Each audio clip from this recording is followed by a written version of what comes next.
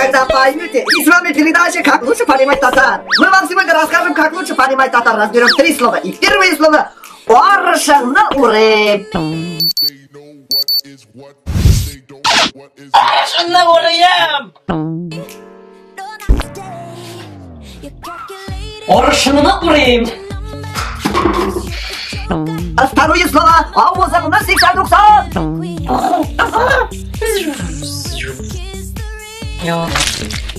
Аузыңа 80-90. Аузыңа 80-90. И третье слово «Яп-яланояк». Яп-яланояк.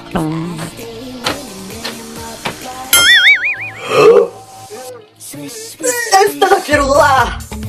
И на этом сегодня все. Подписывайтесь вот сюда, ставьте лайки. Сау